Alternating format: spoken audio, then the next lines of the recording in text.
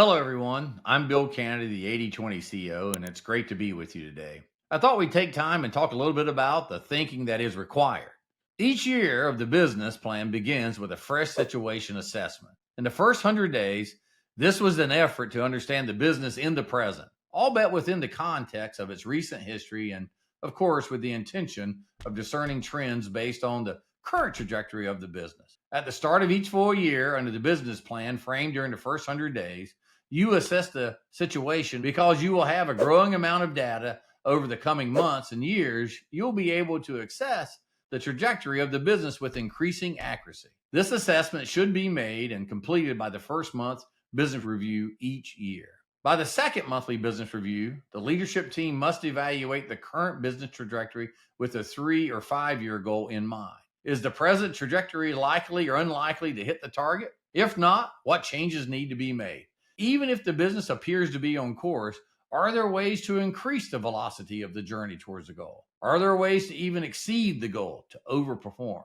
By the quarterly review, these 4 questions should be answered. And at the quarterly review, management team should be segmenting data and beginning to work on moving as many quad 4 customers and product combinations towards quad 1 as soon as possible. At the same time, the performance of the business should be assessed by individual P&Ls within each market-focused business unit. The idea is to apply 80/20 analysis not just to the individual customers and SKUs, but to the entire business units and the markets in which they operate.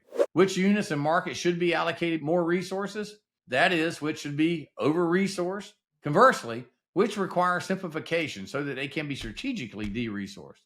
De-resourcing is typically achieved by reducing the complexity of sales and fulfillment processes by transitioning consultative and other human-mediated sales practices to minimum-mediated processes and procedures as far as possible to a wholly automated online.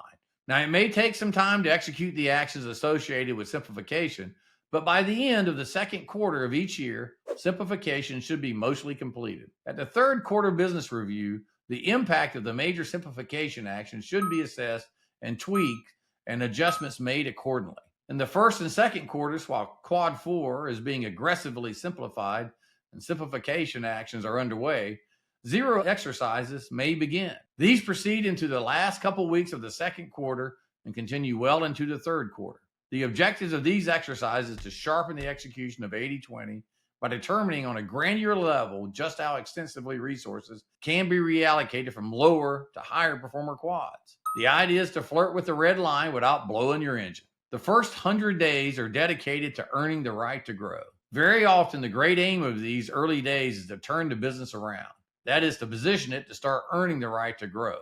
In many cases, it would be fair to describe the first 100 days as a rescue or rehabilitation mission. Once those days are passed and the business is earning the right to grow, that is, once the full year of the business plan is underway, leadership turns to identifying and assessing growth opportunities. This should begin midway into the second quarter and be used to speed 2 and 3 of that quarter and into the first month and a month and a half of the third quarter. It is at this third quarter of each year that the growth opportunities should be acted upon.